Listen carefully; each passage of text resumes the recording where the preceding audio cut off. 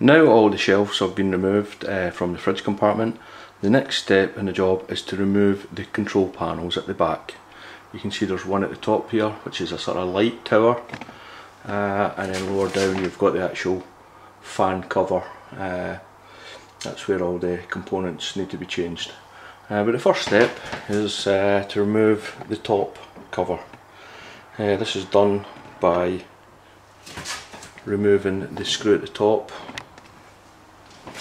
which is this one. We'll just take that off.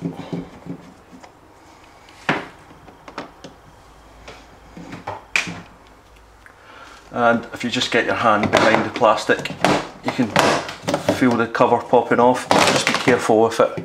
They can snap, normally around about the area where the round circle part is.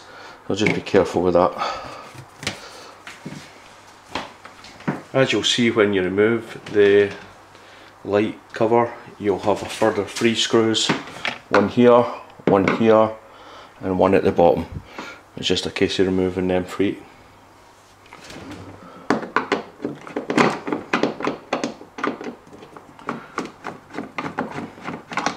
That's 1.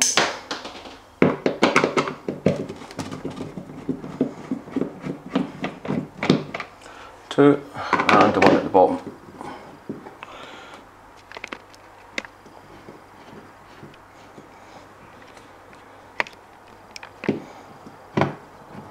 That's 3. Now once all these 3 screws are out, just a case of getting your hand behind the side of the cover here and just gently prising it away. It will come, it's slightly awkward. What you will need to do at this point is put your hand behind the cover, and there's 2 plugs there. You need to squeeze them and the cover will come away.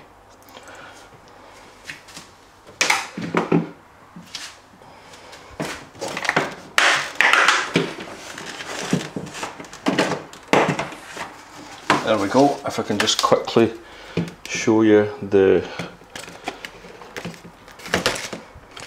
plugs that I'm talking about.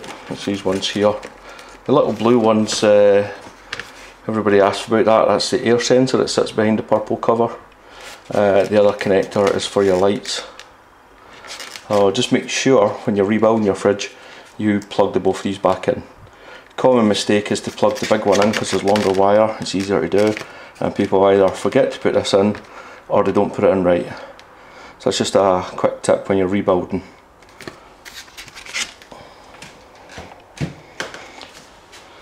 I'll zoom in on the connector where they go. You can see here it's a blue connector. Well, basically it's slightly tricky when you're putting the cover back on, but you're really need to get your hand behind and get the 2 connectors back on. And the next step in this repair process is removing the lower. In this video I'm going to show you how to remove the bottom fan cover off a Samsung RS21 or SRS model. The cover itself is basically held on with 4 screws, 1 behind each of the vents and 2 further down at the bottom behind the water bottle. So I'll quickly show you how that's done.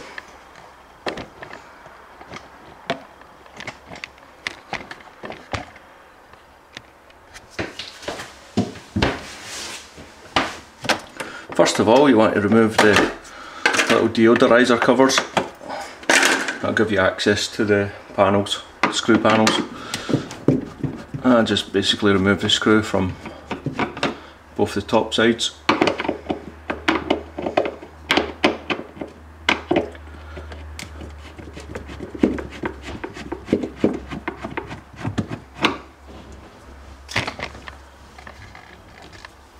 Unplug the connector.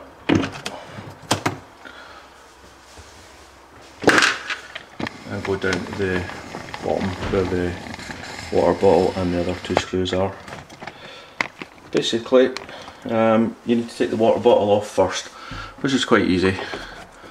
You'll maybe notice on this water bottle I've got a couple of the fast fit connectors on. I'll show you in another video how to change a water bottle using these fast fit connectors. basically unscrew the bottle, just slide it down gently, and you'll get access to the 2 screws right at the bottom. One on the right here, and one on the left. Now you might find at this stage, if you've got a lot of ice on your control panel, this panel won't come off so good. What you're best to do is leave it a good couple of hours, let the ice melt. I mean, if you've got a lot of ice all around about the bottle and all up at the vent there, you're probably going to struggle to get it off. You can use a steam gun or some hairdryer, or put a couple of big towels down the bottom and prise the cover off at the top there, and pour some hot water down the back. In this case, this fridge has been off for a bit, so this cover should come off quite reasonable. Generally what I do is I just prise it off at the top, give it a bit, sort of work around it, and away it comes.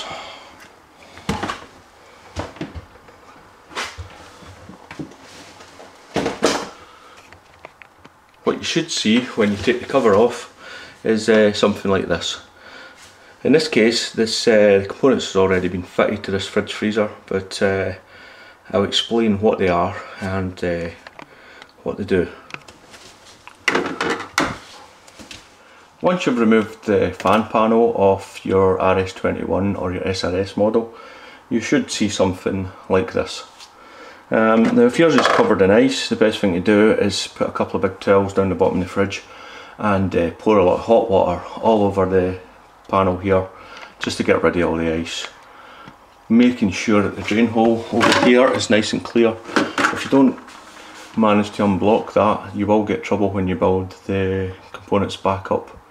That drain hole needs to be clear, so it's something that's quite important to make sure that's clear. Personally, I use a steam gun, but you can use hairdryer, hot water, whatever's available to you, but you've really got to make sure that is clear. Now, it does look as though there's quite a lot going on here.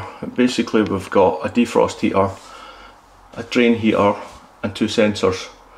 You might be looking at it saying, where do I start? Basically, what I do is I just unplug all the wires up at the connector block.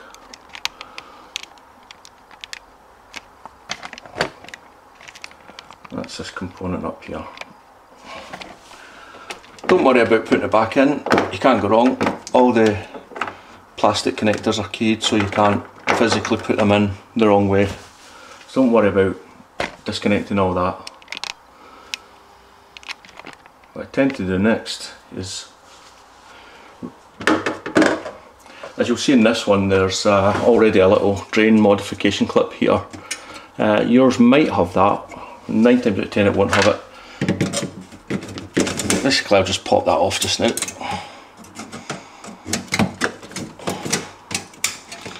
It's really just squeezed on with a pair of long nose pliers.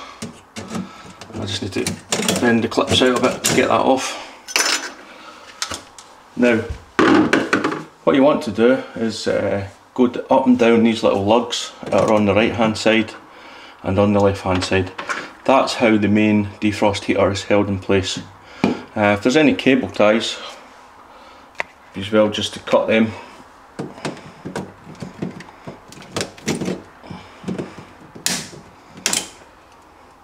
There's one up here, cut that. What most folk use is a pair of long nose pliers to go up and down the defrost heater. I find it a bit easier to use a pair of snips.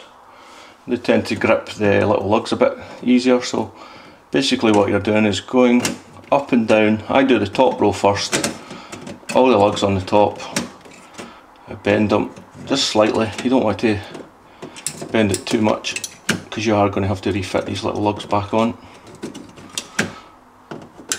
Just go up and down. It can be a little bit tricky. And then do the same from the bottom side. Go along all the bottom lugs. that's that side. I'll try and zoom in on this side just to give you a better idea.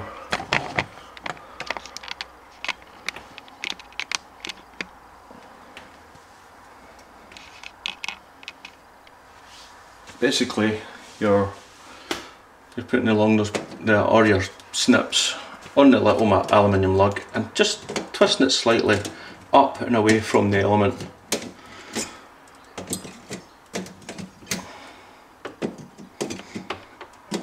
Now that probably is the most trickiest part of the whole job when you're doing this RS21 or SRS21 repair kit. It actually looks a lot worse than it is to do.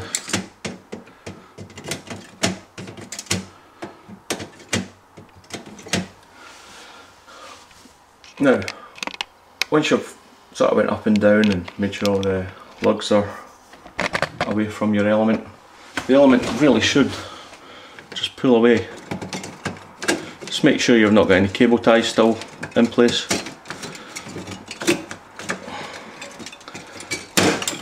If it's a bit tight, it's possible that you've not released all the lugs. And once you take the element away, you'll sort of see where all the plugs are. Now the element itself is plugged, double plugged with the drain heater. So there's a wire coming up here from your drain heater and it's connected to the defrost heater, and then both of them are plugged in to the connector up here.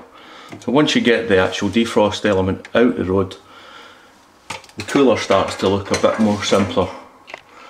There is only 3 other items on here. There's a defrost sensor. Basically, you need to use a little plastic clip again, so watch you don't break it. I generally just put a flathead screwdriver in and pop it open.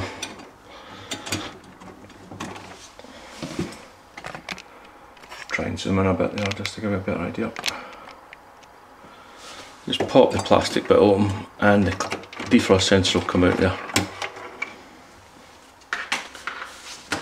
Another component we've got here is the thermal fuse, which, as you can see, it's plugged into the top connector. It runs right down the side here and right to the back. That's very important that you put that thermal fuse right to the back. Some of the older models, the thermal fuse was sort of positioned in the middle. Don't make that mistake. You have to reposition that thermal fuse exactly where you see in this video here. It's right at the back.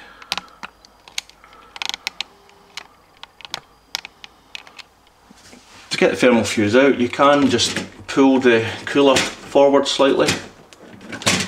There's one little plastic clip up here and a little plastic clip down there. It does give you access to get behind and get the thermal fuse out.